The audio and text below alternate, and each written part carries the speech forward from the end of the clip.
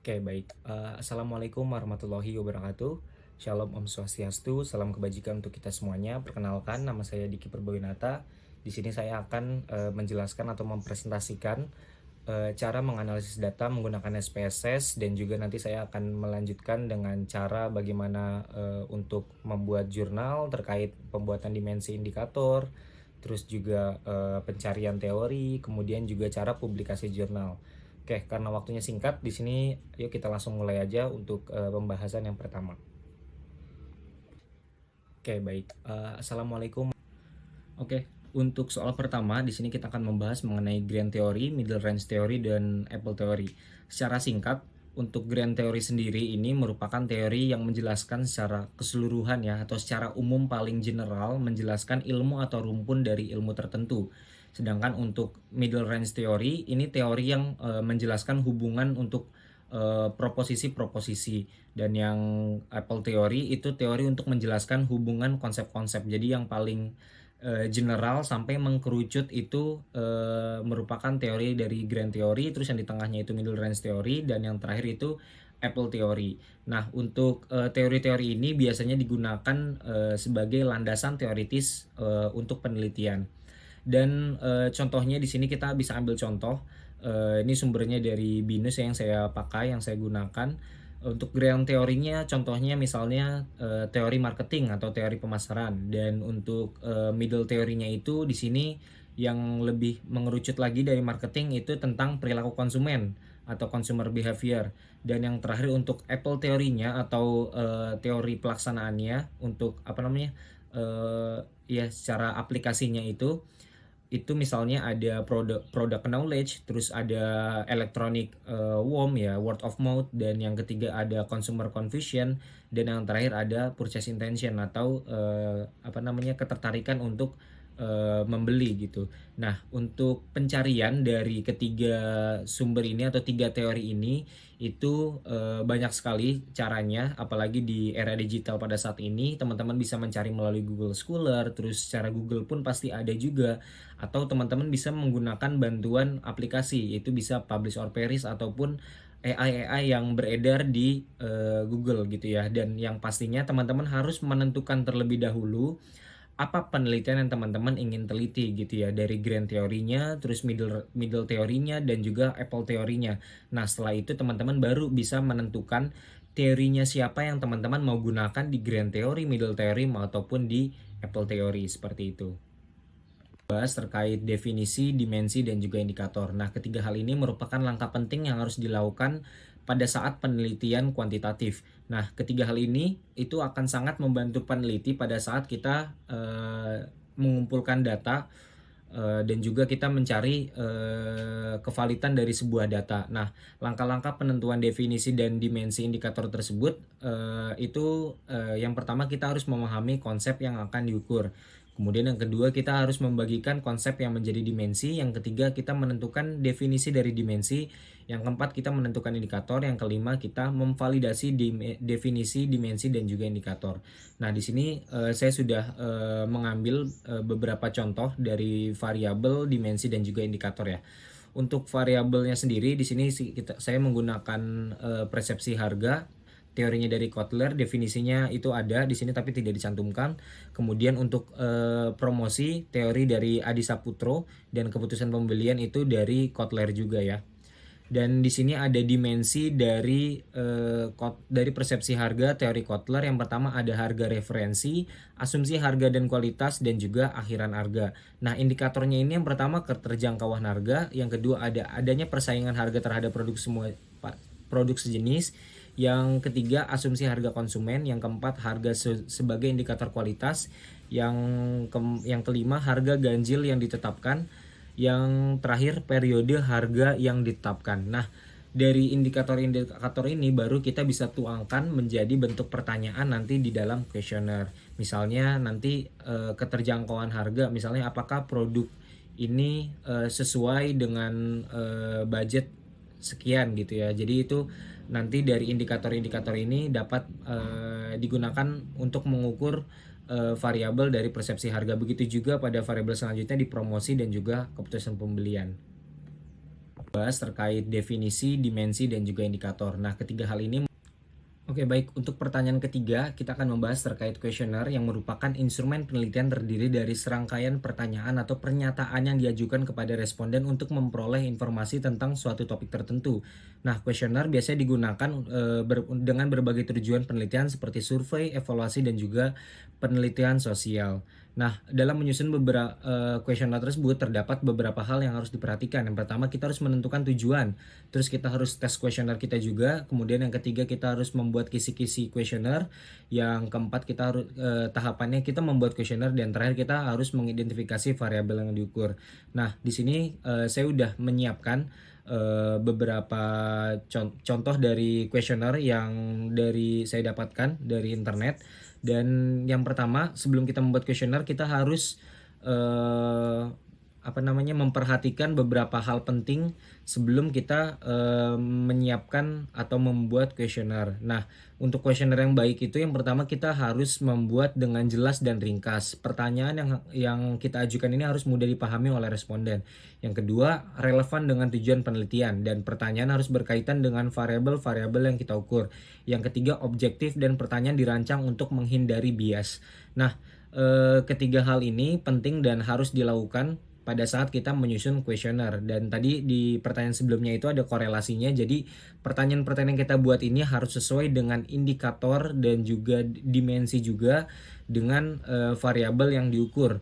Misalnya di sini ada kualitas kerja ya. Kualitas kerja di sini misalnya untuk pertanyaannya yang dapat mengukur kualitas kerja, yang pertama, saya melaksanakan tugas sesuai dengan prosedur yang berlaku. Yang kedua, saya berusaha menyelesaikan tugas dengan penuh rasa tanggung jawab. Nah, pertanyaan-pertanyaan seperti itu singkat dan juga jelas, ringkas, dan pertanyaan seperti itu yang pertanyaan yang bagus dan hindar dari bias. Seperti itu.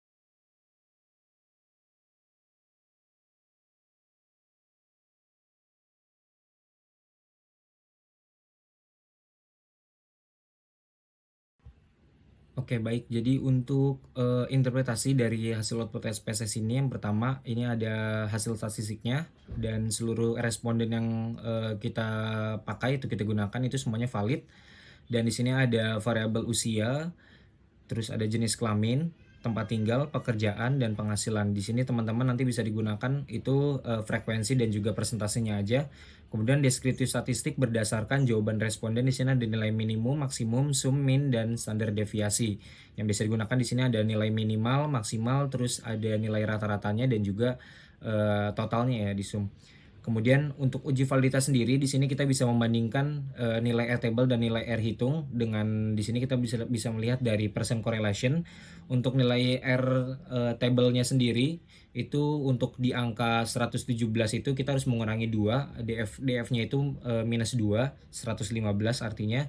Dan saya lupa untuk memindahkan di sini. Untuk 115 responden di sini berarti kurang lebih di angka 0,2 atau bahkan 0,1 sampai 0,3 lah kita anggap seperti itu. Nah, tetapi di sini hasil uji validitas semuanya bahkan di angka 0,7 dan 0,8 artinya seluruh variabel yang kita gunakan ini atau seluruh item yang digunakan di variabel KP ini dianggap valid. Begitu juga dengan item selanjutnya, variabel selanjutnya yang ini juga dan yang ya seluruh variabel atau item yang digunakan pada uji validitas itu dianggap valid. Kemudian untuk uji reliabilitas kita bisa melihat membandingkan dengan nilai Cron base alpha di mana nilai 0,6 atau 0,7 itu dianggap reliable ya. Dan di sini hasilnya kita di atas 0,6 atau 0,7, 0,874 bahkan.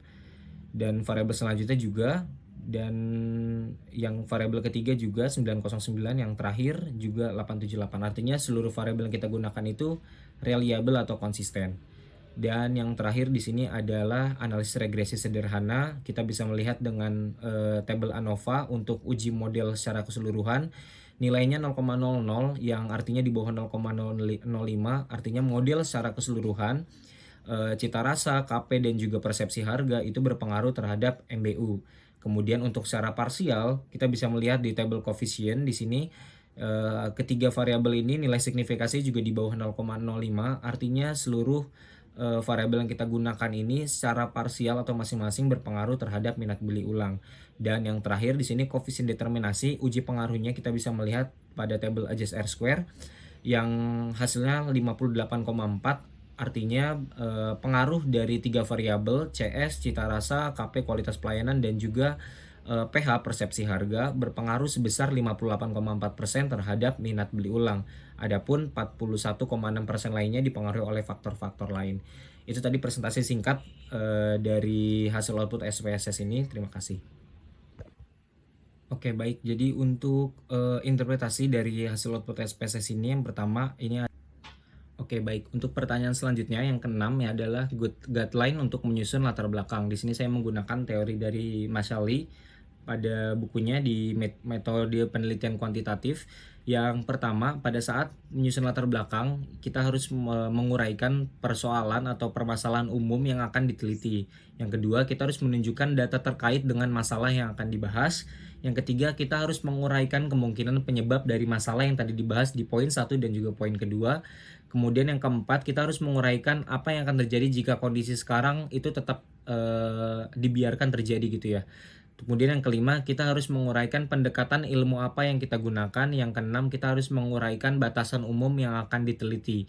Nah, jadi untuk keenam hal ini itu sudah sudah include termasuk dalam ada fenomena gaps, terus juga ada teori gaps, kemudian dikaitkan dengan research gaps. Nah, itu adalah guideline atau cara-cara untuk menyusun latar belakang yang baik.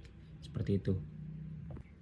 Oke baik, untuk pertanyaan terakhir adalah cara publikasi artikel ilmiah. Nah, ada beberapa langkah-langkah untuk mempublikasi jurnal atau artikel ilmiah kita. Yang pertama, secara singkat kita harus memilih jurnal yang sesuai atau open journal system yang sesuai. Misalnya dalam kasus ini saya ada contoh saya ingin mempublish terkait jurnal pemasaran atau jurnal manajemen secara lebih general umum. Nah, itu kita tinggal cari keyword tersebut di Google ataupun di Google Scholar terkait jurnal-jurnal yang sesuai. Nah, dalam hal ini yang kedua kita juga harus sudah menyiapkan teks ataupun artikel yang sudah kita buat, penelitian yang sudah kita rancang, kita tulis di sana. Nah, yang kemudian yang tahap selanjutnya kita harus menyesuaikan dengan format dan persyaratan jika kita sudah menemukan tempat publikasi jurnal tersebut atau open journal sistemnya. Dan yang keempat itu setelah kita sudah menyiapkan dan kita sudah menyusun formatnya sesuai, kita tinggal login atau registrasi di tempat publikasi jurnal tersebut. Setelah kita registrasi di sana, kita tinggal nge-submit dan kita menunggu review dari editor di tempat publikasi jurnal tersebut. Dan jika misalnya telah disetujui, nanti di sana akan mengkontak kita melalui email biasanya. Nanti misalnya jika tempat publikasi jurnal tersebut ada pembayaran, maka kita harus melakukan pembayaran untuk mempublikasikannya. Tapi kalau misalnya memang tempat publikasinya itu gratis, banyak juga yang gratis ya. Gratis itu nanti punya kita tinggal dipublikasi. Nah, baru di sana ada proses publikasi secara online dan nanti kita sebagai pemilik jurnal kita tinggal melakukan promosi dan menyebarluaskan hasil karya dan tulisan kita. Kurang lebih seperti itu cara-cara singkat atau langkah-langkah singkat untuk mempublikasi jurnal atau artikel ilmiah.